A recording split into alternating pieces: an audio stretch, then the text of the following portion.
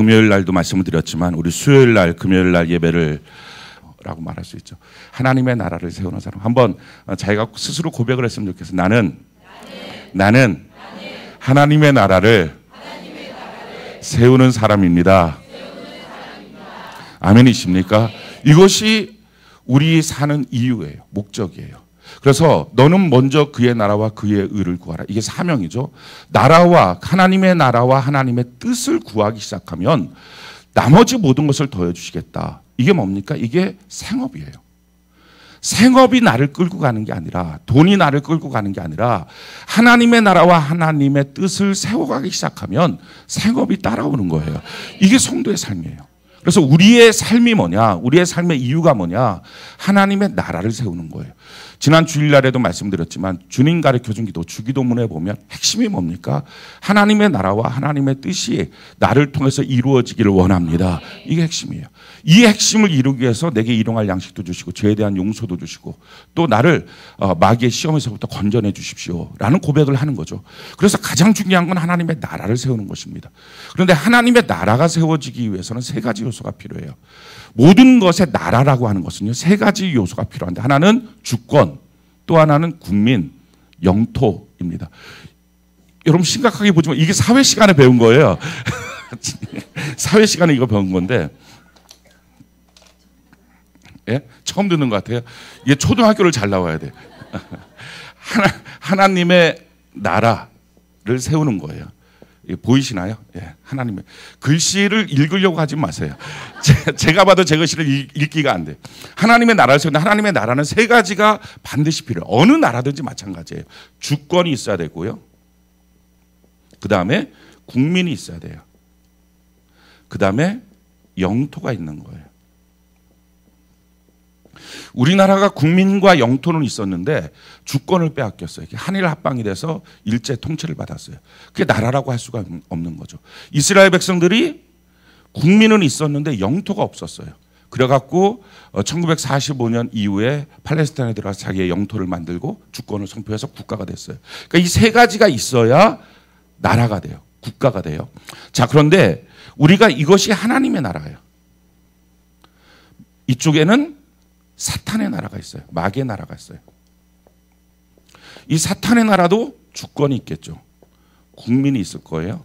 그리고 영토가 있어요. 세상은 이 두 가지 나라가 지금 대결을 하고 있는 거예요. 싸우고 있는 거예요.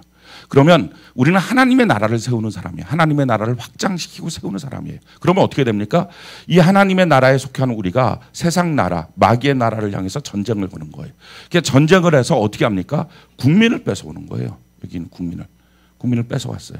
그래서 이 국민이 여기 들어와 있어요. 근데 지금 이 국민은 뭐예요? 사탄에 속해 있던 국민이 들어온 거예요.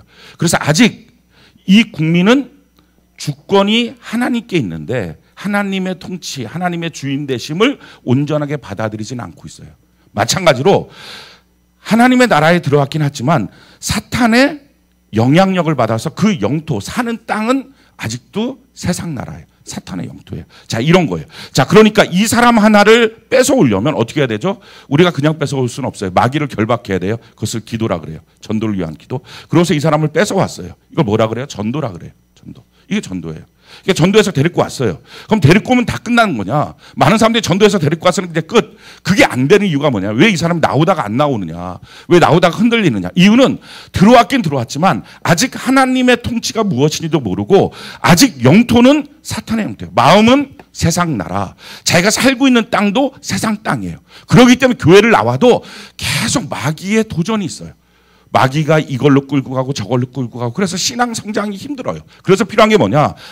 이렇게 왔으면 그 다음에 필요한 게 뭐냐? 셀에서 같이 동역하며 기도해줘서 영토를 끊어줘야 돼. 마귀의 영토가 아니라 하나님의 영토가 돼야 그 사람이 신앙생활을 운신할 수가 있어요. 그 영토를 만들어주는 일이 뭐냐? 마귀의 결박을 끊어주는 게 뭐냐? 마귀는 두 가지로 도전을 해요. 이 사람의 과거를 알잖아요. 그러니까 그 과거를 갖고 이렇게 말하는 거예요. 야, 너가 무슨 성도야? 너가 무슨 교회 나올 자격이 있어? 이렇게 참소를 해요. 또 하나는 뭐라느냐? 미래를 갖고 도전을 해요. 두렵다는 거예요, 미래. 과연 내 삶이 제대로 될까? 이 두려움, 이 두 가지로 마귀가 도전합니다. 그래서 교회를 나오면 신앙생활 하다 신앙생활이 무너지는 이유는 이 두 가지 때문이에요. 나 같은 게 무슨, 내가 무슨 변화됐다고, 내가 무슨 교회 언제부터 다녔다고 해갖고 금방 또 옛사람으로 돌아가고, 또 하나는 돈 때문에 겁나고, 가정 때문에 겁나고, 뭐 남편이 뭐라 그러는 갈등 때문에 겁나고, 이렇게 다 두려워해요. 그래서 이 두 가지 때문에 힘들어요. 그래서 이 마귀의 일들, 마귀의 영토에서부터 끊어버리는 것은 뭐냐면은 예수의 보혈이에요. 할렐루야. 그래서 요한계시록 12장에 보면 예수의 보혈로 끊을 수 있다. 할렐루야. 그걸 누가 해줘야 돼요? 셀에서 같이 해주는 거예요. 중보기도 해주는 거예요. 한 영혼이 들어오면 내버려 두는 게 아니라 그를 위해서 중보기도 해줘야 돼요. 또 한 가지 필요한 게 뭡니까? 그 예수의 피와 함께 자기가 증언하는 말로 이길 수 있어요. 이 두 가지가 필요해요. 그 증언하는 말이 필요합니다. 새 가족이 들어오면 뭘 시켜야 되느냐? 너깐 게 무슨 성도야? 라고 하는 참소가 끊임없어요. 그 죄악들, 자기가 살던 삶의 스타일이 있거든요. 그래서 교회 나와도 힘들어요. 그래서 필요한 게 뭐냐? 당신은 하나님의 사랑받는 자녀입니다. 이것을 노래만 해주는 게 아니라, 당신은 사랑, 이것만 해주는 게 아니라 막 선포를 하게 돼. 자기의 입술로 한번 해보는 거예요. 나는 하나님의 사랑받는 자녀입니다. 이거를 하루에 3번 이상씩만 하면요, 마귀의 과거로부터의 결박이 끊어져 버려요. 마귀가 떠나가요. 자, 두 번째 해야 될 것, 이 두려움이거든요. 미래에 대한 두려움. 이 두려움에 대해서는 이렇게 고백을 해야 돼요. 나의 미래는 하나님이 책임져 주십니다. 한번 따라합시다. 나의 미래는 하나님이 책임져 주십니다. 아멘이십니까? 왜냐하면 이 나의 미래에 대해서 자꾸 두려움이 드는 이유가, 내 미래를 누군가가 자꾸 이렇게 힘들게 만들 거라는 생각을 해요. 그런데 우리 미래는 아무도 접근을 못 해요. 나의 미래는 하나님만이 계획하세요. 마귀도 거기 틈탈 수 없어요. 하나님만이 가장 선하신 하나님이 가장 멋지게 나의 인생을 만들어 주셨어요. 그래서 나의 미래는 형통이에요. 나의 미래는 소망이 있어요. 이걸 믿는 거예요. 믿으면 그때부터 내 미래의 두려움에 대한 마귀 역사를 끊어버릴 수 있어요. 자, 이걸 하면 그다음부터 이 사람이 하나님의 나라에 뿌리를 내립니다. 그렇지만 아직 온전한 하나님의 백성은 아니에요. 뭐가 필요하죠? 하나님의 주권이 그에게 온전히 서 있어야 돼요. 하나님의 주권 가운데 하나님이 나를 다스린다, 하나님 나의 주인이다 라고 하는 그 주권 가운데 온전히 서 있는 것, 그것을 양육이라 그래요. 이 사람을 전도하기 위한 기도, 그래서 모시고 오는 것이 전도에서 교회 뿌리 내리게 하는 거예요. 셀과 자기의 선포하는 입술, 이걸 가르쳐줘야 돼요. 그러고 난 다음에 양육을 해야 돼요. 하나님의 주권 되심을. 이 양육하는 게 뭡니까? 그러면 하나님이 나의 주인 되십니다. 이 하나님과의 올바른 관계가 맺어지는 것, 이거를 축복론이라 그래요. 그러니까 축복론은 이상하게 사이비같이 어떻게 하면 돈 떨어진다 이런 개념이 아니라 이게 축복론이에요. 왜냐하면 좋으신 하나님은 내가 하나님과 바른 관계가 맺어지면 하나님의 복이 임하게 돼 있어요. 하나님 나를 공급하시고 책임져 주시고 보호하시고 인도하여 주시는 거예요. 그래서 하나님과의 바른 관계가 맺어지도록 하는 것, 이게 양육이에요. 그럼 하나님과의 바른 관계가 맺어지도록 하는 게 뭐냐? 제일 중요한 첫 번째는요, 나의 주인은 하나님이십니다. 이 고백을 하는 거예요. 이것이 진실한 고백이 되게 하는 거예요. 한번 따라합시다. 나의 주인은 하나님이십니다. 다시 한번요. 나의 주인은 하나님이십니다. 우리 옆분들에게 자기를 소개하는 거예요. 나의 주인은 하나님이십니다. 이렇게 한번 하는 거예요. 예.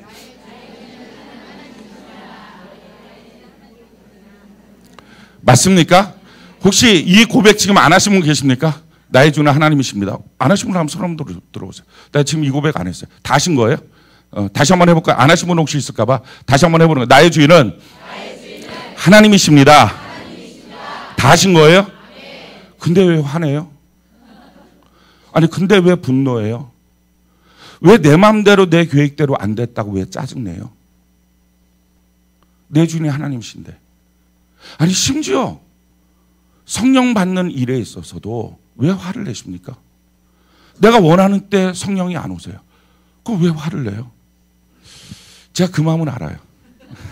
제가 우리 지방의 목사님들 중에 제일 늦게 방언을 받았어요. 그때 수유동 목회하고 있던 시절이에요. 초반에 목회하고 있었던 시절인데, 뭐 우리 교회 대부흥의 역사가 일어난다고 막 그렇게 유명했던 시절입니다. 그런데 그때 21세기 성령운동본부라고 하는 그 단체를 이상하게 아버지가 만드셔갖고 목회자들이 성령 받아야 된다고 그래갖고 우리 그 설악수양관으로 목회자들 다 부른 거예요. 한 100여 명 정도가 갔어요. 그래갖고 거기서 막 기도하고 막 그러는 거예요. 근데 그 강사로 오신 목사님 저보다 젊더라고요. 시퍼렇게 젊은 사람이 얼마나 마이크에다 소리를 고래고래 지르는지 이 마이크에서 불이 나와요. 팍팍. 와, 그게 마이크 터진다. 야, 저러다가 봐. 사람들이 다 강단을 보는 게 아니라 마이크만 보고 있어. 저게 언젠가 터진다. 이렇게 팍. 얼마나 소리를 지르니 불이 나오는가. 뻘겋게 이렇게 나와요. 그러더니 막 이렇게 집회를 하더니 아직 방언 못 하시는 분들 일어나래요. 그 거짓말은 못 하잖아요. 제가 일어났어요. 근데 우리 지방에서 나 혼자 일어난 거예요. 그랬더니 선후배, 나보다 새까만 후배들이 있거든요. 아니, 목사님이 막 그러는 거예요, 저한테. 뭘 그렇게 하고. 그러고서 궁금한 거예요. 진짜 나만인지, 혹시 이 사람들 다 그냥 아닌데도 앉아있는지 물어봤어요. 넌 받았냐? 받았대. 받았나 보다. 이렇게 했어요. 그랬더니 이 집회 참여하지 말고 내려가래요. 그리고 1층, 그 3층이잖아요, 본당인데 1층으로 내려가서 1층에 그 방에 가고서 모였어요. 모여갖고 이제 방언 못 받은 것들이에요. 거기서는 이제 못 받은 분들이 목사님이 아니라 못 받은 것들이에요. 그래갖고 기도하래. 기도하는데 목사님 내려가서 집회를 하는 게 아니라 그 교회 집사님이 오신 거예요. 여자 집사님이. 그래갖고 와갖고서 방언을 못 받은 것들은 이래야 받는데 그러면서 머리를 때리는 거예요. 계속. 화가 머리 끝까지 난 거예요. 내가 목사인데 그래도 얼마나 화가 나는지 몰라요. 그러니까 막 화가 나서 견딜 수 없었어요. 그리고 눈물이 나왔어요. 화가 나. 이거 은혜가 아니었어요. 그냥 화가 나서 눈물이 나왔어요. 근데 하나님은 그때 딱 문득 이런 마음을 주시는 거예요. 참 못났다. 더 짜증나더라고요. 그러지 않아도 못났는데 지금. 너 참 못났다. 그래갖고 너 왜 그러니? 그래갖고 이런 말을 강단에서 하면 또 혼 잡힐지 모르는데 쪽팔려서요. 그래서 뭐 기도할 때 이게 뭐가 마음이 좋아야지 편한 마음이 나오지. 그러니까 그 마음이 안 좋으니까 그냥 쪽팔려서 이 말이 나온 거였더니 그때 하나님 주셨던 마음, 그 마음의 생각인데 잊을 수가 없어요. 너는 다 이겨먹으려고 하니, 그 말이었어요. 너는 너희 교회에서 너가 너 마음대로 다 이겨먹으니까 나까지 이기려고 하니 너 주인이 누구니? 그 말씀이었어요. 나는 내가 원하는 시점에 오셔야 됐어요. 성령님. 내가 원하는 시점에 방언을 난 받아야 됐어요. 그게 안 되는 게 난 분노였어요. 하나님, 그런 참 못났다. 저는 그때 저희 주권에 대한 교육을 받았어요. 하나님 나의 주인이시다. 그럼 그 주인 앞에 내가 왜 분노하지? 그 주인이 원하시는 대로 하면 되지. 그래서 그때 하나님 앞에 엎드렸어요. 그때는 정말 통곡이 나왔어요. 그리고 하나님 앞에 이렇게 고백했어요. 나는 맞아야 쌉니다. 그런데 그 여자 집사님이 때리더라고요. 근데 그 전에 맞을 때는 자존심이 팍팍 상고 속상했거든요. 근데 나는 맞아야 쌉니다 하고서 맞는데 은혜예요. 팍팍 맞는데 감사가 나와요. 그래서 하나님 앞에 완전히 엎드렸어요. 그래서 그 마음을 알아요. 방언 받아야 되는데 못 받는 그 마음. 쓰러져야 되는데 안 쓰러지는 그 마음. 이걸 알아요. 그런데 그걸 분노하면 안 돼요. 그게 못난 거예요. 너의 주인이 누구냐 하는 거예요. 주인이 누구냐. 그 주인의 뜻에 맡겨야지. 그러면서 제가 그때 고백했던 게 이거예요. 하나님, 내가 만약에 방언 받았으면 참 못된 놈 될 뻔했습니다. 나 때문에 열어 죽을 뻔했습니다. 안 그래도 내가 다 이겨먹는데 방언까지 받았으니 이제 살아남을 사람이 없는 거예요. 수유동에 있는 세중학교의 성도들은 다 죽었어. 나한테 그러면 다 죽. 그러니까 하나님 앞에 그렇게 엎드리고 울면서 나의 주인은 하나님이십니다. 고백했어요. 그러고 하나님의 은혜가 부어지고 하나님의 은사가 부어졌어요. 저는 그날을 잊을 수가 없어요. 그래서 묻는 거예요. 여러분, 하나님이 여러분들의 주인이라며요. 근데 왜 분노하십니까? 왜 억울해하십니까? 왜 화내십니까? 왜 내 뜻대로 안 되는 일을 놓고 왜 하나님을 향해서 원망하고 하나님이 아니더라도 세상을 향해서 원망하십니까? 오늘 주권이 제대로 서야 돼요. 이게 축복론이에요. 축복론. 우리 마음속에 있는 이런 부분들을 다루어 가는 것, 이 불순물들을 다루고 정금 같은 마음을 만드는 것. 그럼 하나님 그때부터 복의 문을 열어주세요. 두 번째 우리에게 필요한 것은요. 나의 모든 공급자는 하나님이십니다. 뭐 따라서 나의 공급자는 하나님이십니다. 아멘이십니까? 우리 다시 한번 할까요? 나의 공급자는 하나님이십니다. 우리 옆분들에게 자기 자신을 소개합시다. 나의 공급자는 하나님이십니다. 아멘이십니까? 이거 안 하신 분 계시나요? 다 하셨나요? 근데 왜 돈이 없어지면 기죽으십니까? 왜 내 수입이 줄어들면 불안해하십니까? 내 모든 안정감이 나의 모든 공급자가 하나님이시라면 왜 거기서 불안해하십니까? 우리 안에 있는 이 말은 하고요, 내 마음이 안 되는 부분들을 만져가는 것, 이걸 고치는 것, 말씀으로. 그래서 하나님 앞에 온전하게 다시 쓰는 것, 이게 축복론이에요. 당연히 그런 복을 받겠죠. 어떻게 복을 안 받겠어요? 근데 우리 마음이 이렇게 불안해 있으면, 돈 앞에서 벌벌 떨고 있으면 당연히 하나님의 복의 문이 닫히겠죠. 그래서 이 문제를 다루어 가는 것입니다. 우리가 세 번째 다뤄야 될 것은요, 나는 오직 하나님의 방식을 따릅니다. 이게 하나님의 주권이에요. 한번 따라합시다. 나는 오직 하나님의 방식을 따릅니다. 다시 한번요. 나는 오직 하나님의 방식을 따릅니다. 똑같은 방식으로 하는 옆분들에게 나는 오직 하나님의 방식을 따르는 사람입니다. 이렇게 하는 거예요. 할렐루야. 다 하신 거죠? 안 하신 분 없죠? 예. 그런데 왜 하나님의 말씀 앞에 자기의 생각을 자꾸 삽입시키려고 합니까? 왜 자기 생각의 틀 안에 말씀이 들어오지 않으면 못 받아들입니까? 이런 부분을 우리가 다루어 가는 것, 이게 축복론이에요. 내가 돈을 버는 이유는 하나님의 나라를 건설하기 위해서입니다. 아멘이십니까? 한번 따라합시다. 내가 돈을 버는 이유는 하나님의 나라를 건설하기 위해서입니다. 우리 옆분들에게 내가 돈을 버는 이유는 하나님의 나라를 건설하기 위해서입니다.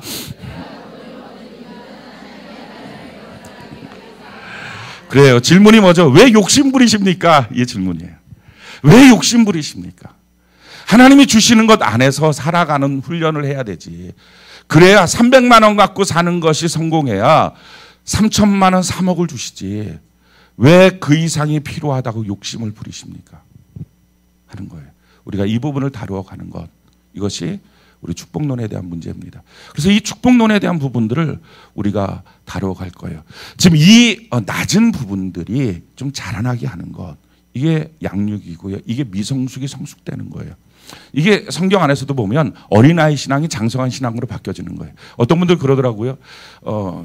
어린아이가 장성할 때 잘못 장성하면 더 문제되는 것처럼 차라리 안 자라는 게 낫지 않습니까? 그 안 자라는 게 낫지 않습니까가 어린아이예요. 컸어요. 시간이 많이 흘렀어요. 그런데 여전히 어린아이예요. 덜 떨어진 거예요, 이 사람이.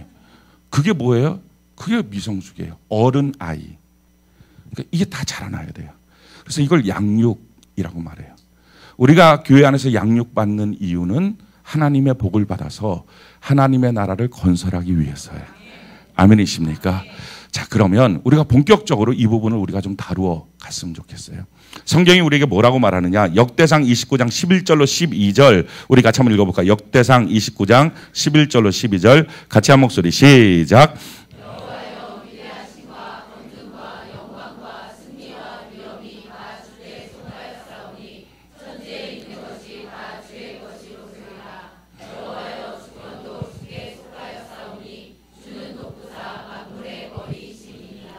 부와 귀가 주께로 말미암고 또 주는 만물의 주제가 되사 손에 권세와 능력이 있사오니 모든 사람을 크게 하심과 강하게 하심이 주의 손에 있나이다. 아멘. 하나님의 손에 있는 거예요. 부와 귀가 주님께로 말미암고 권세와 능력이 하나님의 손에 있어서 사람을 크게 하시고 강하게 하시는 것이 하나님의 손에 있다. 하나님은 주인이시다. 이 고백을, 이 양육을 잘 받는 것입니다. 그런데 우리가 아까 말씀드렸던 이 네 가지의 신앙의 고백이 우리가 고백하는 고백이 아니라 하나님이 봤을 때 그래도 그런 사람이야 라고 인정받아야 됐죠. 그 인정받을 때부터 하나님의 축복의 문이 열려요. 그래서 성경은 그것을 뭐라고 말하고 있냐 이렇게 말씀하죠. 예레미야 27장 5절 우리 같이 한번 읽어볼까요? 예레미야 27장 5절 같이 한 목소리 시작. 나는 내 큰 능력과 나의 쳐든 팔로 땅의 지상에 있는 사람과 짐승들을 만들고 내가 보기에 옳은 사람에게 그것을 주어. 자, 하나님께서 이 땅의 모든 것을 그의 큰 능력으로 만드셨어요. 그래서 우리는 땅에 복이 있는 줄 알지만 복은 하나님께 있어요. 아멘이십니까? 생명 주께 있고 능력 주께 있고 모든 복도 주님의 손에 있는 줄로 믿습니다. 그래서 땅을 찾아가는 자가 아니라 우리는 하나님께 가는 거예요. 이게 세상 사람과 전혀 축복론이 다른 거예요. 세상 사람들은 누구에게 돈이 있냐, 어딜 가면 내가 승진하냐, 누구와 같이 줄을 타야 될 것이냐, 이게 세상의 방법이에요. 근데 그거는요 소용없어요. 줄 타서 성공하는 사람 줄 때문에 다 망해요. 한 사람 라인 망가지면 다 끝나요 거기서. 그러니까 그건 소용없는 거예요. 우리는 하나님께 가야 돼요. 모든 것을 하나님이 만드셨는데 뭐라고 하나님 말씀하죠? 하나님 보시기에 옳은 사람에게 그것을 주었노라. 이게 핵심이에요. 그래서 우리가 지금 아까 말씀드렸던 이 네 가지에 대한 주권에 대한 고백들을 우리가 하는데 그 고백을 하는 것이 우리 마음을 보시는 하나님이 봤을 때 야, 너 정말 내가 봤을 때 옳은 사람이다 할 때부터 하나님께서 그걸 우리에게 주시는 거예요. 그래서 그걸 통치하고 다스리고 하나님의 나라를 세우게 하시는 거예요. 그래서 지금 우리가 말씀을 통해서 어떻게 내가 하나님이 봤을 때 옳은 사람 되느냐 이걸 우리가 만들어가는 거. 이게 좀 축복론의 내용입니다. 우리가 지난 시간에 믿음의 사람이 하나님이 옳은 사람이다 말씀하신다 하는 것을 우리가 들었어요. 자, 히브리서 11장 6절 우리 같이 한번 읽어볼까요? 시작. 믿음이 없이는 하나님을 기쁘시게 하지 못하나니 하나님께 나아가는 자는 반드시 그가 계신 것과 또한 그가 자기를 찾는 자들에게 상 주시는 이심을 믿어야 할지니라. 아멘. 믿음을 갖고 나갈 때 하나님이 기뻐하신다. 믿음이 뭡니까? 항상이 되는 거예요. 광풍이 몰려왔을 때도 한결같은 거. 믿음이 뭐예요? 환경과 조건이 아니라 하나님의 말씀, 약속을 붙잡는 것. 이게 믿음이에요. 그런데 이 믿음이 처음부터 좋은 사람은 아무도 없어요. 그래서 이 믿음의 단련이 필요해요. 이걸 성경은 믿음의 시련이라고 말해요. 그래서 뭐라고 말하는 야고보서 1장 2절로 4절 우리 같이 한번 읽어볼까요? 시작. 내 형제들아 너희가 여러 가지 시험을 당하거든 온전히 기쁘게 여기라. 이는 너희 믿음의 시련이 인내를 만들어내는 줄 너희가 알미라. 인내를 온전히 이루라. 이는 너희로 온전하고 구비하여 조금도 부족함이 없게 하려 함. 자, 우리에게 주시는 많은 시험을 통해서 우리의 믿음에 연단을 하신다. 시련을 하신다라는 거예요. 이걸 통해서 우리의 믿음이 점점점 강화되는 거예요. 그래서 누구든지 믿음에 시련이 있습니다. 근데 그 믿음의 시련 속에서도 어느 땐 실패할 거예요. 어느 땐 승리할 거예요. 그러면서 점점점 하나님 편에 서는 은혜가 있기를 바랍니다. 우리가 완성시킬 수는 없어도 한 가지는 할 수 있어요. 어떤 경우에도 하나님의 편에 서는 은혜가 있기를 바랍니다. 넘어져도 다시 일어나서 하나님 편에 서면 돼요. 또 기왕에 하나님의 편에 섰으면 거기서 우리가 더 믿음으로 달려가면 되는 거예요. 옛날 사람들 참 이상하죠. 애들만 보면 하는 짓궂은 장난이 있어요. 아마 여러분들도 그런 장난을 받았을지 모르겠는데 야, 너는 너희 엄마가 너희 엄마인 줄 아니? 엄마 아니야. 너 다리 밑에서 주워왔다. 내가 다 봤다. 그걸 왜 하는지 짓궂은 사람들이. 어린애가 있어요. 어린애가 있는데 막 집에서 놀다가 집 밖을 나간 거예요. 쪼르륵 나가고 막 재밌게 놀고 있는데 동네 아저씨가 얘 일로 와봐. 네. 그러더니 야, 너희 엄마 같니? 아니야. 너희 엄마 아니고 너 다리 밑에서 주워왔다. 애가 그 말을 듣니까 청천벽력 앙 하고 울었어요. 걔 집에 가요. 애가 시무룩하겠어요. 엄마가 야, 너 왜 이렇게 시무룩하니? 엄마 솔직히 말해주세요. 뭔데? 나 엄마 아이 아니죠. 다리 밑에서 주워줘. 누가 그런 얘기를 해? 동네 저기 아저씨가 아유 아니야. 너 봐봐. 코도 담고 눈도 감고 입도 담고. 너 내 아이야. 정말이죠. 맞죠? 그럼 너 내 아이야. 안아줬어요. 좋아요. 놀다가 이제 그 다음날에 또 나갔어요. 그 아저씨가 또 불러요. 아저씨 왜요? 우리 엄마 맞아요. 그랬더니 아니야. 누구든지 엄마는 그런 식으로 말해. 너 아니야. 너 다리 밑에 주워. 나만 본 게 아니단다. 저 슈퍼에 가면 그 아줌마도 봤어. 가서 물어봐. 그럼 또 가요. 동네 아저씨들 아줌마들 다 이상해. 나 다리 밑에서 주워. 너 다리 밑에서 주워왔어. 그게 무슨 재밌는 거라고 그걸 또 말해요. 그러면 또 울더라고요. 이제 증거들이 너무 많아 주변에.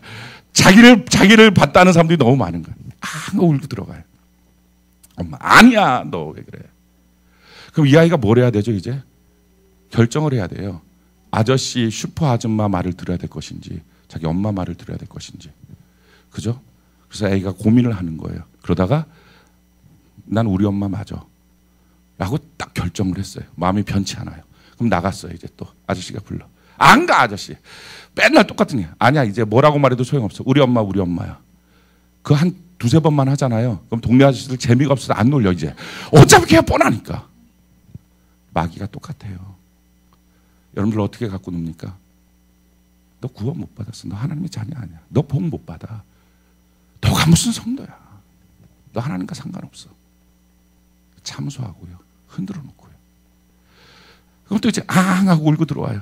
그런데 설교 시간 나는 하나님의 사랑받는 자녀. 아 맞는가 봐. 그리고 또 나가 막 흔들려. 그 또 해. 그럼 어떻게 돼요? 결정해야 돼요. 누구 말을 들어야 될 것인지. 저는 여러분들이 하나님의 말씀 안에 온전히 서는 은혜가 있기를 바랍니다. 이걸 뭐라 그래요? 이걸 믿음의 시련이라고 말해요. 내가 하나님의 약속의 말씀을 믿었어요. 그런데 세상에 나갔을 때 그게 잘 안 통해요. 그럼 흔들리겠죠.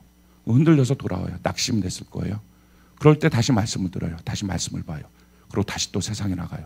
이걸 몇 번 하면서 어떻게 합니까? 그러면서 점점 아니야. 난 하나님을 믿어. 그러면서 뭐가 돼요? 믿음이 점점 견고해져요. 그러니까 믿음이라고 하는 것은요, 온실 속의 꽃처럼 자라는 게 아니라 이런 세상 속에서 여러 가지 시험을 만나면서 견고해집니다. 지난 3일 동안 여러분들이 여러 가지 시험을 만났을 수 있습니다. 그럴 때마다 믿음이 이제는 흔들리는 자가 아니라 점점 견고해지는 자가 되는 은혜가 있기를 바랍니다. 그래서 하나님이 봤을 때 광풍이 불어도 항상 똑같은 믿음. 환경과 조건과 사람을 보는 게 아니라 하나님의 약속의 말씀을 붙잡는 것. 그럴 때 하나님이 합격이 된다는 거예요. 자, 오늘 두 번째 내용입니다. 오늘 두 번째 내용은요, 사람을 한 명 택해서 한번 우리가 볼 거예요. 하나님이 봤을 때 옳은 사람이 누구냐. 그래서 이 사람을 택해서 오늘도 다음 주도 그 다음 주 한 3주간에 걸쳐서 이 사람을 통해서 하나님이 선택하는 사람, 하나님 봤을 때 내 마음에 드는 사람이 누구냐, 이걸 좀 볼 거예요. 그 사람이 누구냐면은 바로 다윗이에요. 우리가 잘 아는 것처럼. 자, 우리 성경을 같이 한번 볼까요? 사도행전 13장 22절 우리 같이 한번 읽어봅시다. 사도행전 13장 22절 같이 한 목소리 시작. 패하시고 다윗을 왕으로 세우시고 증언하여 이르시되 내가 이새의 아들 다윗을 만나니 내 마음에 맞는 사람이라 내 뜻을 다 이루리라 하시더니. 아멘. 다윗을 보니까 하나님의 마음에 맞았어요. 하나님의 마음에 너가 옳은 사람이야 라고 인정을 받았어요. 자, 그럼 도대체 다윗이 어떤 사람이기에 인정을 받았을까? 오늘 이제 한 가지, 다음 주에 또 한 가지 이렇게 우리가 좀 다뤄갈 것입니다.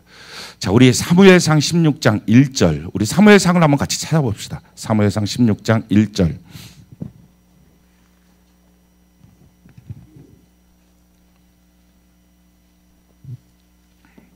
사무엘상 16장 1절 우리 같이 한번 읽어볼까요? 사무엘상 16장 1절 우리 같이 한번 읽어봅시다. 우리 기왕이면 오베데돔 기간 동안은 우리 성경을 좀 갖고 오시면 더 좋을 줄 압니다. 사무엘상 16장 1절 같이 한 목소리 시작. 여호와께서 사무엘에게 이르시되 내가 이미 사울을 버려 이스라엘 왕이 되지 못하게 하였거늘 내가 그를 위하여 언제까지 슬퍼하겠느냐. 너는 뿔에 기름을 채워 가지고 가라. 내가 너를 베들레헴 사람 이새에게로 보내리니 이는 내가 그의 아들 중에서 한 왕을 보았느니라 하시는지라. 아멘. 하나님이 우리에게 명령하실 때의 모습이 이렇습니다. 베들레헴 이새의 아들 중에 내가 한 왕을 봤다. 너가 그 사람한테 가서 기름을 부어라. 구체적으로 8번째 아들 다윗 이렇게 말해주시면 좋은데 그렇게 말씀 안 하세요. 그러니까 하나님의 말씀을 들으면 이제 금요일부터 하나님의 음성을 듣기 훈련을 하게 될 텐데 하나님의 말씀을 들으면 다 말씀 안 하세요. 그래서 우리가 하나님 계속 거기서 그게 뭐예요? 그게 뭐 계속 물어보면 어느 순간에 하나님이 아무 말씀 안 하세요. 그래서 보통 하나님이 하시는 말씀의 내용들은 뭐냐면 뭐 어느 지역 어디 뭐 그 정도 대충 말씀하십니다. 사르밧에 있는 과부 뭐 이런 식으로 말씀을 하시는 거예요. 그럼 이제 거기까지 순종해 가는 거예요. 순종을 안 하고 있으면 그 다음에 스텝은 없어요. 그러니까 한 스텝 한 스텝씩 순종해요. 그렇게 우리가 걸어가는 것입니다. 거기 갔어요. 그랬더니 이새 보고 너 아들 데리고 와라. 예, 아마 사무엘이 생각할 때는 뭐 한두 명 정도 되겠지. 그럼 빨리 기름 붓고 이제 가야지. 사울이 나를 잡으러 올지도 몰라. 이런 생각을 했을 거예요. 근데 아들 데리고 가서 7명을 데리고 쭉 세우는 거예요. 얼마나 깜짝 놀랐겠어요. 그 중에 한 명을 찾아야 되잖아요. 그러니까 한 사람 한 사람마다 기도해야 되는 거예요. 이 사람입니까? 이 사람입니까? 이걸 물어봐야 돼요. 계속. 맨 처음 딱 왔어요. 엘리압이 등장을 한 거예요. 너무 멋진 거예요. 그 내용이 오늘 본문 말씀이에요. 우리 6절, 7절, 사무엘상 16장 6절, 7절 우리 같이 한번 한 목소리 읽어봅시다. 시작. 그들이 오매 사무엘이 엘리압을 보고 마음에 이르기를 여호와의 기름 부으실 자가 과연 주님 앞에 있도다 하였더니 여호와께서 사무엘에게 이르시되 그의 용모와 키를 보지 말라. 내가 이미 그를 버렸노라. 내가 보는 것은 사람과 같지 아니하니 사람은 외모를 보거니와 나 여호와는 중심을 보느니라 하시더라. 아멘. 참 놀라운 말씀이에요. 지금 사무엘이 엘리압을 보니까 와 진짜 왕될 감이네 하고 기름병을 갖다가 부려고 하는 순간이에요. 하나님 뭐라 그래? 아니야. 너 용모와 키 보지 마. 내가 그를 이미 버렸어라는 거예요. 내가 좀 봐볼까? 그게 아니고 이미 버렸다. 그러면서 너는 지금 외모 보는데 나는 중심 본다. 마음 본다. 우리가 한 가지 위로를 받는 것은요. 사무엘은 어렸을 때서부터 하나님의 음성을 들었던 사람이에요. 그렇게 평생을 하나님의 선지자로 살았던 사람인데도 사람을 못 봐요. 그러니 우리가 사람을 못 보고 관계에 실패하고 실수하는 것은 너무 당연한 거예요. 자책하지 마시기 바라요. 내가 어쩌다 저런 인간과 결혼해서 이런 거 하지 마세요. 이제부터가 중요한 거예요. 아멘이십니까? 우리가 사업을 할 때 어쩌다 내가 저 사람을 만나서 동업을 해갖고 이 모양일까 뭐 이런 것들 신경 쓰지 마세요.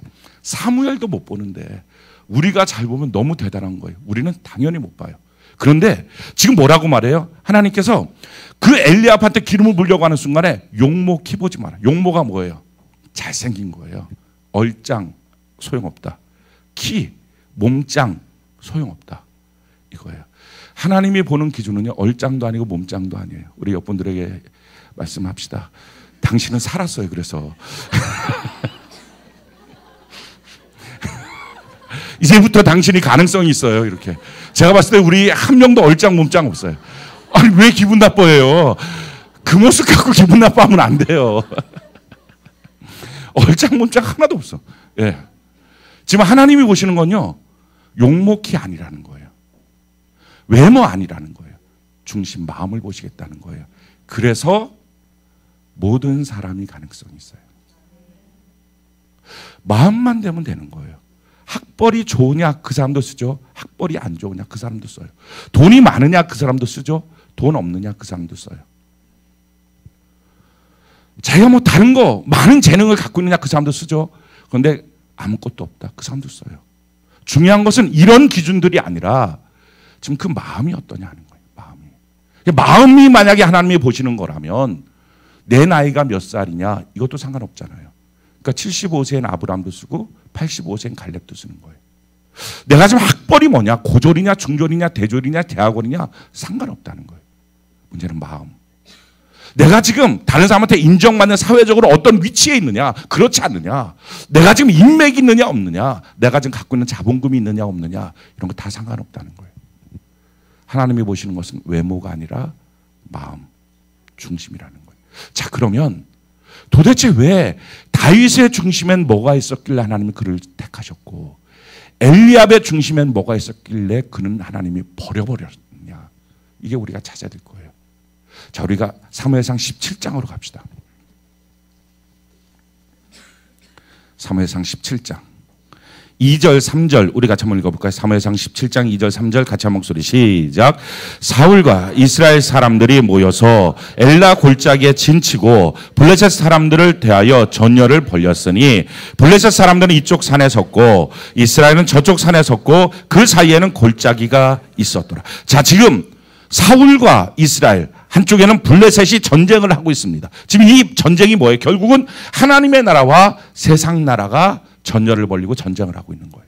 자, 이런 전쟁터에 세상 나라 블레셋의 싸움을 도두는 챔피언이 나왔어요. 그 사람이 4절부터 7절까지에 있는 골리앗이라고 하는 사람이에요. 우리 4절부터 7절까지 같이 한번 읽어봅시다. 시작.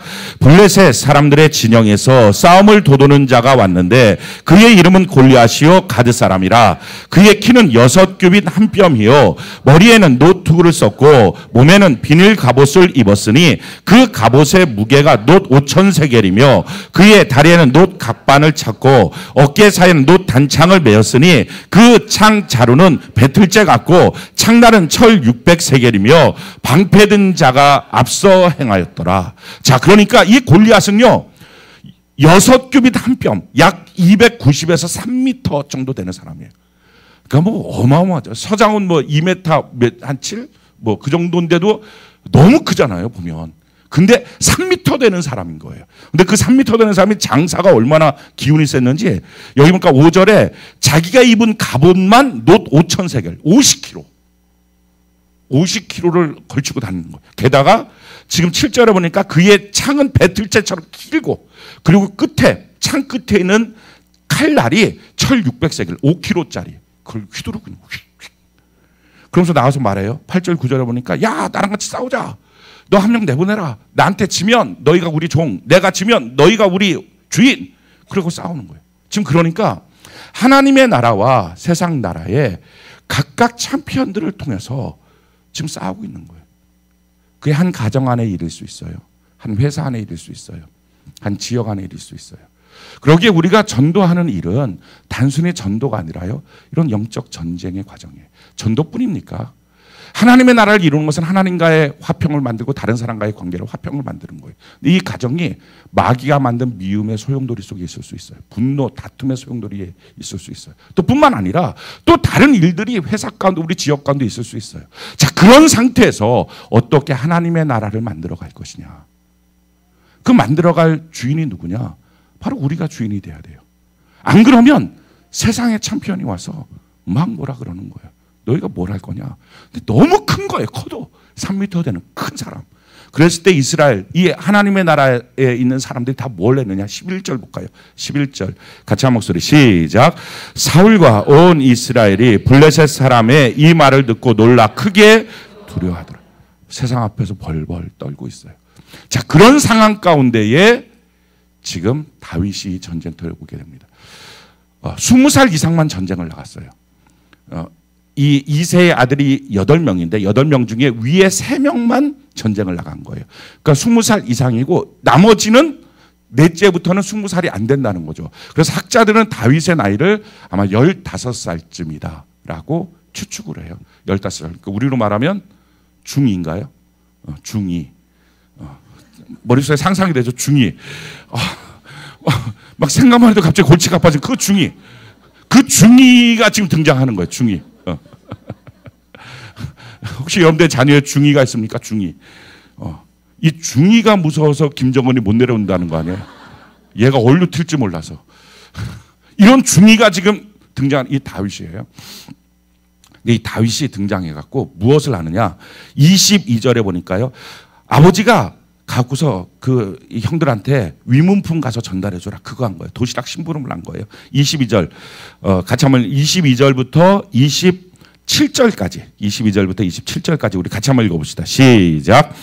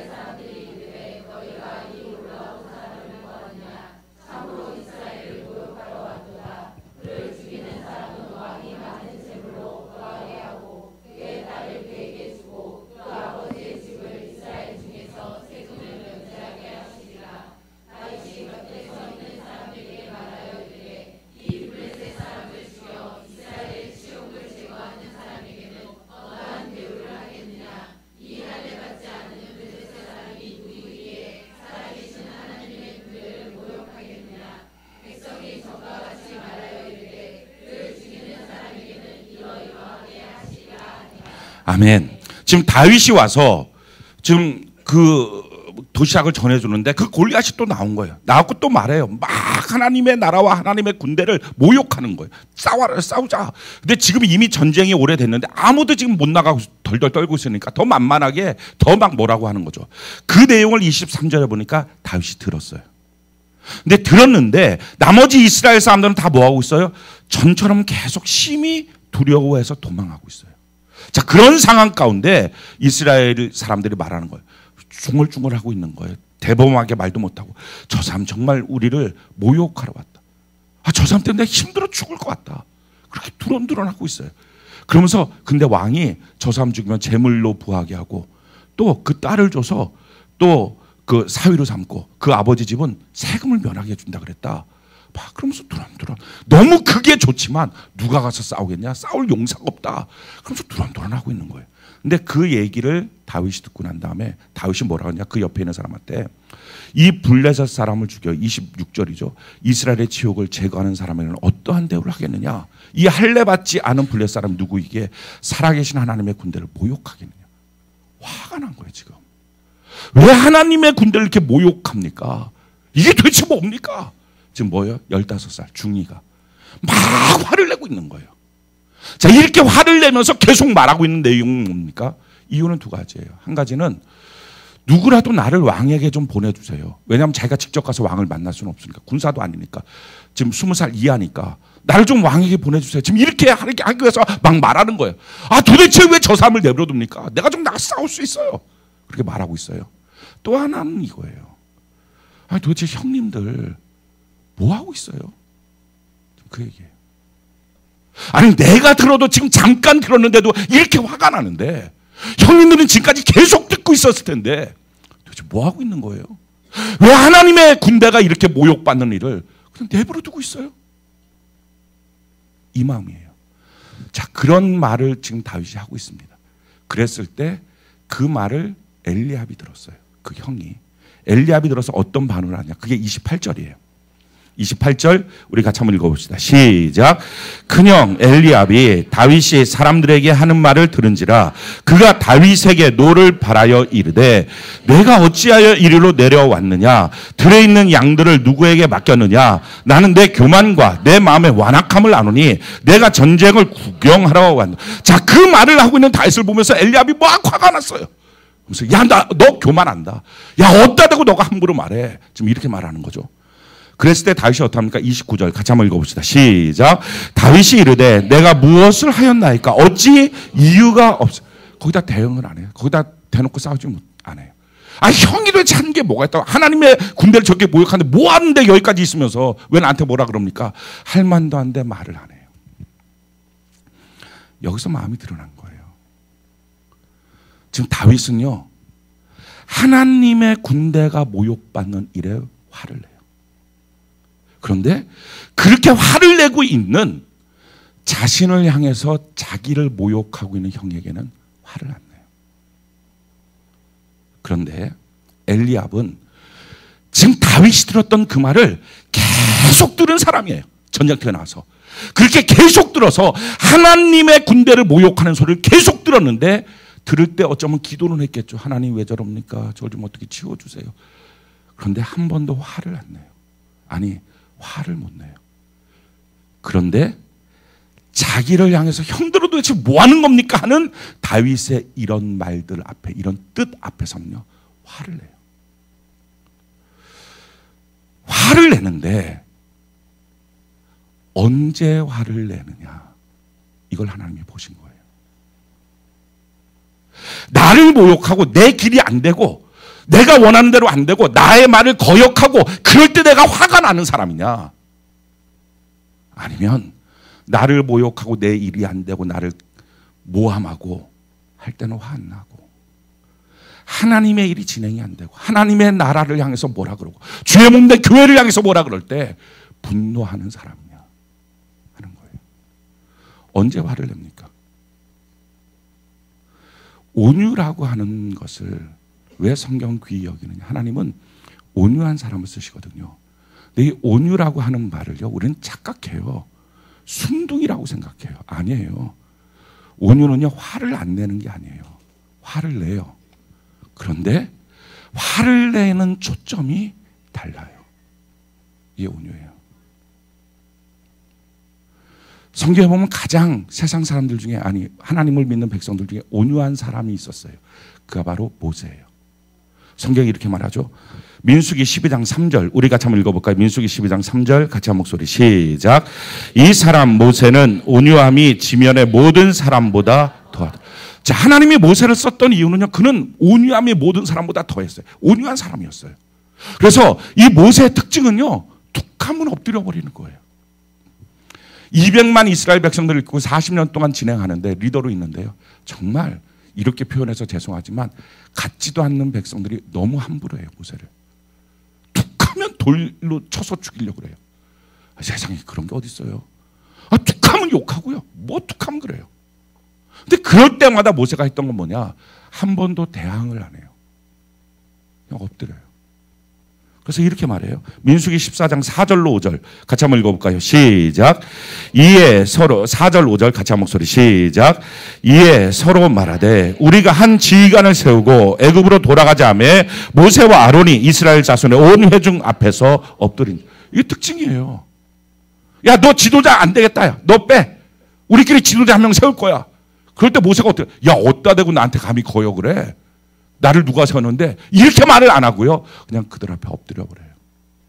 그리고 민수기 16장 3절로 4절 우리 같이 한번 읽어볼까요? 시작. 그들이 모여서 모세와 아론을 거슬러 그들에게 이르되 너희가 분수에 지나도다. 회중이 다 각각 거룩하고 여호와께서도 그들 중에 계시거늘 너희가 어찌하여 여호와 총회 위에 스스로 높이느냐. 모세가 듣고 엎드렸다. 회중들이 모여서 하는 거예요. 리더들을 자기네들끼리 모여갖고 모세를 향해서 야, 왜 너만 하나님의 말씀을 받는다 그래? 왜 너만 높아? 우리가 다 똑같아. 영적으로 다 똑같은 사람들이야. 하고 막 뭐라 그러는 거예요. 근데 거기에 왜 그렇게 리더십을 안 세워줍니까? 이런 말을 안 해요. 그냥 엎드려 버려요. 그러니까 모세는요. 자기를 향한 수없는 도전 앞에서 대항을 안 해요.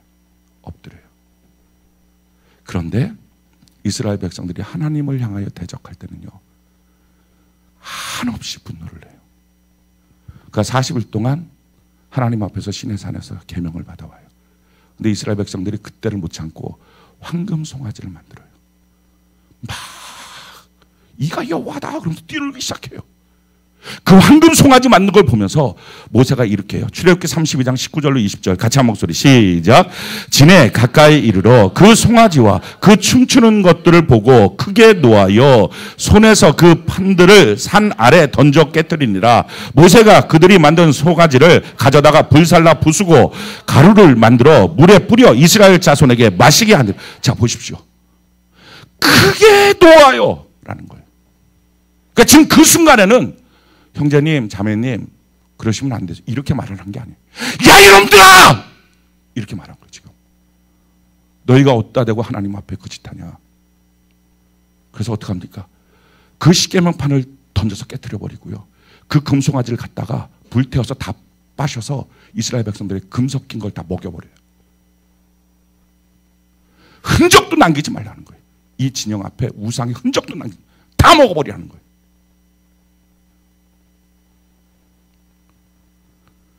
근데 그걸로 끝난 게 아니에요. 거기서 한 걸음 더 나가서 그래도 아직까지 대충 이렇게 쉽게 말하면 속된 말로 개기는 사람들이 있었잖아요. 그러니까 모세가 말해요. 누구든지 하나님의 편에 설 사람들 나와라. 레위 족속이 나와요. 칼을 차라. 그런 다음에 지금 이 진서부터 저진까지 이스라엘 진의 이 진서부터 저진까지 아마 모세가 명령한 건데 다 꿇어 엎드려서 하나님 앞에 회개하라. 근데 회개 안 하고 건들건들 다니는 사람들 칼로 다 찔러 죽여버려라. 3,000명을 죽여버려요. 그러면서 이렇게 말하는 거예요. 출애굽기 32장 27절로 29절 같이 한번 읽어봅시다. 시작. 모세가 그들에게 이르되 이스라엘의 하나님 여호와께서 그렇게 말씀하시기를 너희는 각각 허리에 칼을 차고 진 이문에서 저문까지 왕래하며 각 사람이 이 형제를 각 사람이 자기 친구를 각 사람이 자기 이웃을 죽이라 하셨느니라. 레위 자손이 모세의 말대로 행하며 이날의 백성 중에 3,000명가량이 죽임을 당하니라. 모세가 이르되 각 사람이 자기의 아들과 자기의 형제를 쳤으니 오늘 여호와께 헌신하게 되었느니라. 그가 오늘 너희에게 복을 내시. 그렇게 하고 난 다음에 가슴 아파하지도 않아요. 후회도 안 해요. 너희가 너희 아들을 죽였다. 너희가 너희 형제를 죽였다. 잘했다. 지금 그렇게 말해요. 이게 온유예요. 자기를 향해서 비방을 하고 모략을 하고 도전을 하고 자기를 향해서 중상모략하고 없는 말 지어내고 자기 말을 안 듣고 그냥 엎드려요. 대항을 안 해요. 근데 하나님을 향해서 도전하면 다 죽여버렸어요. 지금 여러분들은 어디에 화를 내고 있습니까? 사업이 안 되면 짜증내고 화를 냅니까? 하나님이 내게 맡겨주신 주님의 일이 안 됐을 때 짜증내고 화가 납니까? 당신을 향해서 중상모략하고 없는 말 지어내고 당신을 향해서 함부로 말하고 자기가 말하는 말, 자기가 회사에서 어떤 위치에 있는데 그 말을 안 따라오고 이럴 때 분노가 나옵니까? 아니면은 하나님의 말씀을 듣지 못하는 일들 때문에 분노가 나옵니까? 다시 말할게요. 온유합니까? 아니면 온유하지 않습니까? 지금 엘리압을 버려버렸어요. 왜? 그는요 화를 내는데 자기 때문에 화를 내요. 하나님을 위해서는 화를 못 내요. 남의 일처럼 생각하고 있어요. 근데 다윗은요 자기 때문에 뭐라 하는 거 아무 상관도 안 해요. 상관없다 그래요. 근데 하나님 때문에 화가 나요. 누가 여러분들한테 뭐라 그럴 때 화가 납니까? 아니면 주의 몸된 교회, 우리 교회를 향해서 뭐라 그럴 때 화가 납니까? 어떤 사람입니까? 누가 교회를 향해서 뭐라 그럴 때 같이 동조하고 아 그렇지 그게 문제야 우리 교회. 그렇게 하고 말하고 있는 사람입니까? 아니면 분노가 일어나서 어디다 하나님의 교회를 함부로 말해 라고 말하고 있습니까? 어떤 사람입니까? 가장 온유하신 분이 누굴까? 예수님이죠. 근데 예수님이 분노하십니다. 온유는 순둥이가 아니에요.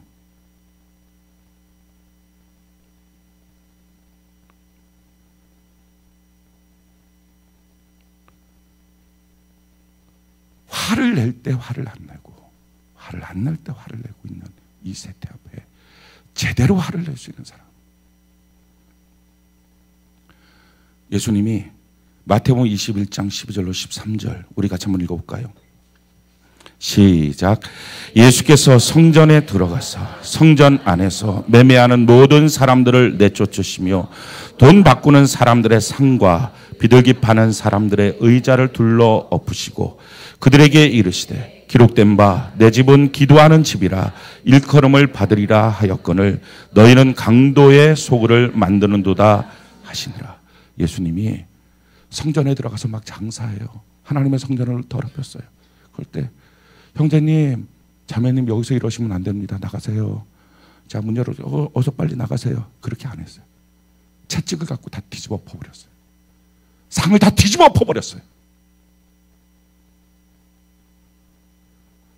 하나님의 일 앞에서는 아유 그렇죠. 아이고 그렇죠. 예, 여러분 나가세요. 자기 일 앞에서는 막 화를 내고 어떻게 이러시냐고. 이와 같은 엘리압을 하나님은 이미 버렸다는 거예요. 그는 쓸 수가 없다는 거예요. 과연 나는 어떤 사람이냐. 근데 이런 예수님이 자기의 일에 대해서는 어떻게 반응하십니까? 이사야 53장 7절 우리 같이 한번 읽어볼까요? 시작. 그가 곤욕을 당하여 괴로울 때에도 그의 입을 열지 아니하였으며 마치 도수장으로 끌려가는 어린 양과 털 깎는 자 앞에서 잠잠한 양같이 그들의 입을 열지 아니하여. 양은요 털을 깎으면 진짜 볼품없는 거 아십니까? 양이 이렇게 폭신폭신해요. 이렇게 멋지게 생겼어요. 그래서 생긴 게. 근데 이걸 털을 싹 깎고 놓잖아요. 그럼 조그마한 새끼 강아지 같아요. 진짜 볼품없어요. 근데 지금 예수님 있는데 털 깎는 자 앞에서 조용한 것처럼 싹 이렇게 털을 싹 깎아놔갖고 완전 새끼 강아지처럼 만들었을 때 자기를 향해서 조용했다는 거예요. 누가 날 향하여 모욕을 하고 나를 초라하게 만들 때 조용한 사람. 그러나 하나님의 성전이 더럽혀지고 있을 때 채찍을 갖고 분노할 수 있는 사람. 하나님의 나라가 모욕을 당하고 하나님의 군대가 모욕당할 때 분노할 수 있는 사람. 이게 온유예요. 온유가 뭐죠? 자기의 감정을 통제할 줄 아는 사람이에요. 왜 자기한테 누가 뭐라 그러면 왜 화가 안 나겠어요? 다 화나죠. 근데 자기한테 뭐라 그럴 때 화나는 감정을 갖고 화를 내는 게 아니라 지금은 화낼 때가 아니야 라고 자기 감정을 통제를 해요. 주님의 몸 된 교회 일 앞에서는 자기랑 한 걸음 떨어져 있으니까 뭐 목사님이 알아서 하겠지, 뭐 셀장이 알아서 하겠지, 그렇게 별로 그렇게 요동해. 그런데 아니야, 이때는 내가 화를 낼 때야 라고 자기의 감정을 통제하는 사람, 길들여진 사람, 말씀으로. 이게 온유예요. 이 온유한 사람한테 주신 하나님의 약속, 우리가 너무 잘 알고 있죠. 무슨 약속입니까? 마태복음 5장 5절 우리 같이 한번 읽어볼까요? 시작. 온유한 자는 복이 있나니 그들이 땅을 기업으로 받을 것이다. 아멘. 온유한 자에게 땅을 주신대요. 온유한 자에게 하나님의 부요가 임하게 될 줄로 믿습니다. 시편 37편 11절 같이 한번 읽어볼까요? 시작. 그러나 온유한 자들은 땅을 차지하며 풍성한 화평으로 즐거워하리로다. 아멘. 왜 그러죠? 자기 마음을 다스릴 줄 아는 사람, 자기의 감정을 다스릴 줄 아는 사람에게 하나님이 물질을 주셔야 물질도 다스리겠죠. 아니, 자기 감정도 제어하지 못하는 사람한테 물질을 주시면 얼마나 이 물질 갖고 말도 안 되게 쓰겠습니까? 정말 자기만을 위해서 쓸 거 아니에요. 줄 수가 없는 거예요. 그래서 하나님이 물질의 복을 주시기 전에, 축복을 하시기 전에 테스트하는 거예요. 너 마음이 온유하니? 이 테스트를 하시는 거예요. 그래서 그 테스트를 통해서 합격하면 내 눈에 오른 자에게 주겠다. 불합격하면 너 좀 더 해야 되겠다. 우리에게 필요한 건 뭡니까? 처음부터 온유가 된 사람이 누가 있겠어요? 다 없어요. 그러니까 온유를 우리는 키워가야 돼요. 어떻게 온유를 키우느냐? 그 내용이 마태복음 11장 28절에서 30절에 성경이 너무 친절하지 않습니까? 이렇게 말씀하고 설교가 끝나면 얼마나 당황스러워요. 아무리 봐도 나는 온유하지 않는데, 그러면 우리 마음이 일어났을 때 이런 마음이 들어요. 난 땡이구나. 그럼 다음 주부터 수요일 날 안 나. 뭐 이렇게 할 거 아니에요. 근데 성경은 너무 친절해요. 다 해결 방법까지 가르쳐 주시는 거예요. 자, 마태복음 11장 28절로 30절 같이 한번 읽어봅시다. 시작. 수고하고 무거운 짐진 자들아 다 내게로 오라. 내가 너희를 쉬게 하리라. 나는 마음이 온유하고 겸손하니 나의 멍에를 메고 내게 배우라. 그리하면 너희 마음이 쉼을 얻으리니 이는 내 멍에는 쉽고 내 짐은 가벼움이라 하시니라. 아멘. 수고하고 무거운 짐을 지는 이유를 알겠죠. 마음이 온유하지 않아요. 그러니까 마음이 통제가 안 돼요. 자기가 누가 뭐라 그러면 막 어떡하든지 막 화를 내고 사소한 복수라도 해야 되고 막 어떡하든지 뭘 해야 돼. 안 그러면 해결이 안 돼, 마음이. 그러니까 항상 뭔가 안 좋아요. 자, 이런 마음의 상태로 있으니까 물질 문제도 안 풀리고 하나님의 주권도 형성이 안 되지. 그러니까 얼마나 인생이 힘들어요. 사업을 하면 사업이 힘들고 가정에 결혼하면 결혼이 힘들고 애를 낳으면 애가 힘들고 다 힘든 거예요. 모든 만사가. 그러니까 수고하고 무거운 짐을 진 거예요. 이 문제를 해결을 해야 될 거 아니에요. 어떻게 해결한다고요? 내 마음의 쉼을 얻어야 된다는 거예요. 하나님이 마음을 보시니까. 근데 우리는 자꾸 하나님 앞에 사업을 보라 그래요. 하나님 이 사업장을 보시옵소서. 하나님 이 직장을 보시옵소서. 하나님 이 애를 한번 보시옵소서. 자꾸 이걸 하는 거예요. 그러니까 하나님은 지금 외모 말고 다른 거 말고 너 중심, 너 마음 보려고 그래. 그런데 우리는 자꾸 딴 걸 보라 그래요. 그러니까 하나님 앞에 기도를 하는데 하나님 기도를 들을 수가 없는 거예요, 자꾸. 오늘 저는 여러분들의 기도가 엄한 것 하나님 보고 보라고 하지 말고 그냥 하나님 내 마음을 보시옵소서. 그렇게 하나님께 나가는 은혜가 있기를 바랍니다.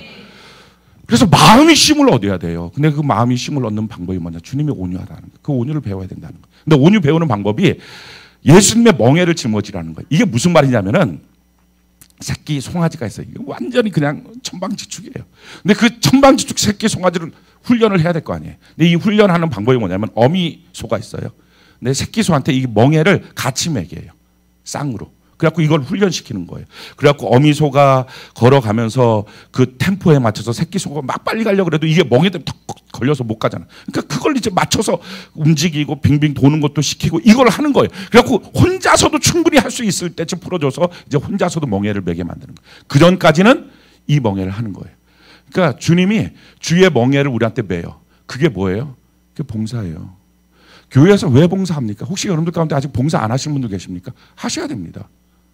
안 하시면 일단 온유 테스트에서 될 가능성이 매우 적어요. 이게 안 돼. 두 번째, 해도 하다 말다 하면 안 될 가능성이 매우 높아요. 이걸 꾸준히 하는 거예요. 꾸준히. 하나님이 내게 어떤 봉사를 주시든지. 그래서 그 템포에 맞춰서 그 룰에 따라서. 그러니까 룰을 자꾸 어기지 말고 자기 마음에 들든 안 들든 상관없는 거예요. 그 멍에를 메고 움직이는 거예요. 그러면 그 멍에를 메고서 그 룰 앞에, 그 방식 앞에 자꾸 내게 주신 교회 앞에 이걸 하다 보면 뭐가 돼요? 내 마음을 통제할 줄 아는 사람이 돼요. 우리는 다 교회 밖에서 망아지였어요. 송아지였어요. 막 펄펄 뛰고 다니는. 근데 교회 안으로 데리고 와요. 그래서 그 사람을 교회 안에서 룰을 세워가는 거예요. 그러니까 교회 안에서 룰이 없으면 지 마음대로 하려고 그러면 사람들이 그래요. 그냥 내 마음대로 믿게 해달라고. 못하지 그렇게. 그러려면 교회가 못하라 했어요. 자기 마음대로 할 것 같으면 교회가 못하라냐고. 내 마음대로 봉사하고 싶다. 못하러 교회가 있냐고. 교회가 있는 이유는 뭐예요? 그 사람한테 훈련시키고 양육시켜서 하나님의 복을 받게 해야 되지. 그냥 나오는 게 무슨 소용이냐는 거예요. 그러니까 그 멍에를 같이 매는 거예요. 그 리듬을 같이 따, 그 룰을 따르고. 따라서요, 내가 하는 봉사, 교회 안에 일이 없다면 꼭 봉사하셔야 됩니다. 그리고 봉사를 하는데 내 마음대로 하고 싶거들랑 하다 말다 또는 해도 내 마음대로 불쑥불쑥 하고 싶거들랑 이러면 복이 없지. 생각을 하고 꾸준히 하시길 바랍니다. 아멘이십니까? 꾸준히 하는 거예요. 꾸준히. 언제까지? 하나님 봤을 때 오케이가 될 때까지. 꾸준히 하는 거예요. 이 교회 안에서의 주님의 멍에를 짊어지는 일을 안 하면, 근데 하나님은 그 사람을 쓰고 싶어요. 옆분을 한번 보세요. 하나님 널 쓰고 싶은지 안 쓰고 싶은지. 어때요? 쓰고 싶은 사람이에요? 그 옆에 있는 사람이? 쓰고 싶은 사람이 맞아요? 자기 자신은 하나님이 쓰면 좋겠다는 사람이에요? 안 써도 된다는 사람이에요? 쓰면 좋겠다는 사람이에요? 자, 그럼 쓰면 좋겠다는 사람만 듣는 거예요. 이거는 난 안 써도 돼. 뭐 상관없어. 뭐 안 쓰는 대로 사는 거지. 그런 사람 안 들어도 돼요.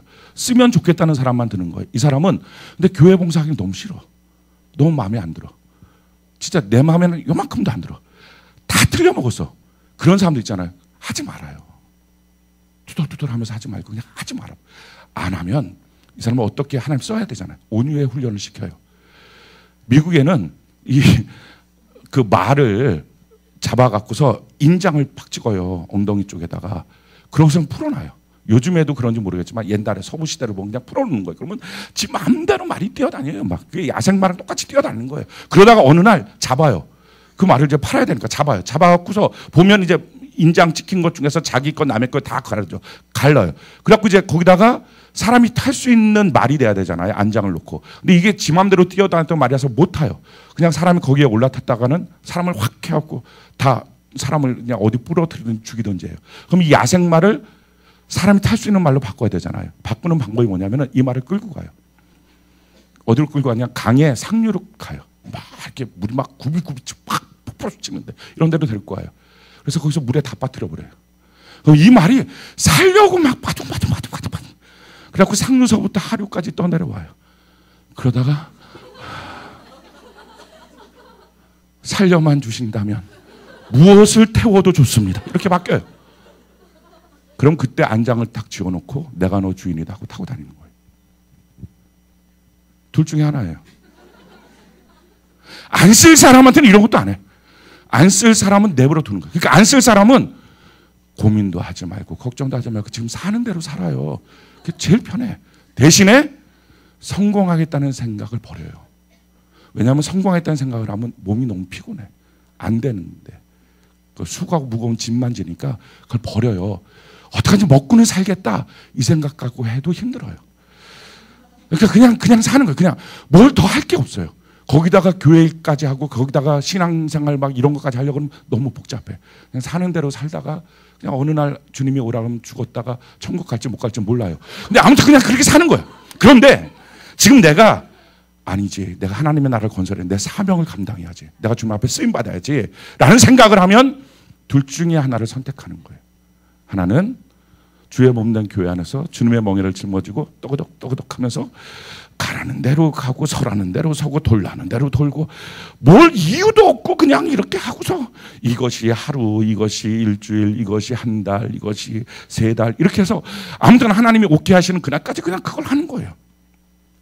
그렇게 하든지 그거 너무 내 비유에 안 맞, 난 확실하게 화끈하게 하고 싶다 하는 사람은 하지 마요. 어느 날 하나님이 인생의 상류로 그를 끌고 갈 거예요.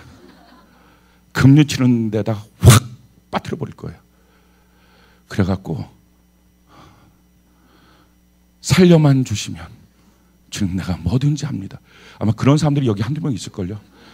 주님 살려만 주신다면 내가 주님 앞에 이제 다시는, 이런 거 고백하는 사람이 있을 거예요. 그게 온유한 사람 된 거예요. 우리 셀장님들 중에서도 몇 분이 있어요. 전에 제가 그랬어요. 나사가 너무 빡 조여진 사람이라고. 그래갖고 이 사람이 너무 딱 조여져갖고 옆에서 무서운 사람, 이렇게 무서운 사람이 있어요. 그런데 제가 그랬어요. 아우, 우리 지사님은 나사가 한 10개 정도 빠지면 너무 예쁘겠다고. 이런 분들이 있어요.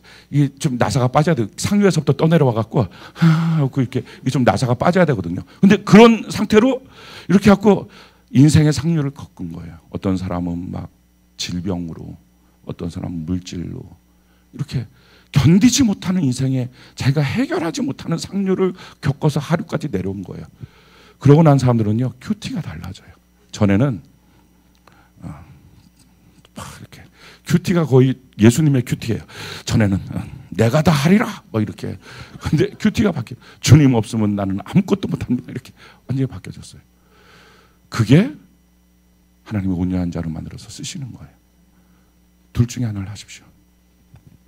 교회에서 봉사를 하든지 아니면 상류에 한번 가보든지. 상류에 가본 셀장들한테 물어보세요. 맛이 어떤지. 제가 몇 분들을 한번 손 한번 들게 할까요? 여러분들이 한번 찾아보실래요?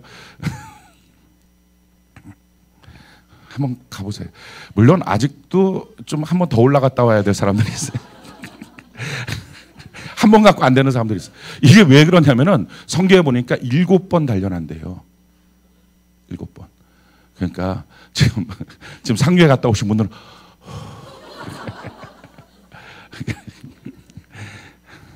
한 번으로 끝냅시다.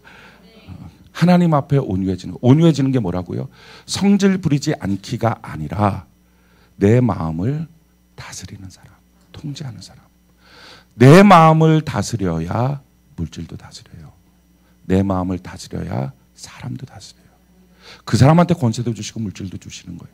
내 마음을 다스리지 못하는 사람, 그 사람은 어떤 사람이에요? 누구든지 자기를 찌르면 자기가 확 일어나는 사람이에요. 내 마음을 다스리는 사람은요, 나를 찔러도 나는 죽고 예수를 위해서만 사는 사람, 하나님의 의와 하나님의 나라를 위해서 사는 사람, 그게 자기 마음을 다스리는 사람이에요. 저 여러분들 주님 안에 이렇게 잘 다스려져서 온유한 사람 되어서 땅을 주시고 화평을 주시고 주의 복으로 너가 온유한 사람이다 인정받는 거룩한 백성 되는 은혜가 있기를 예수님 이름으로 축원합니다. 우리 같이 하나님께 찬양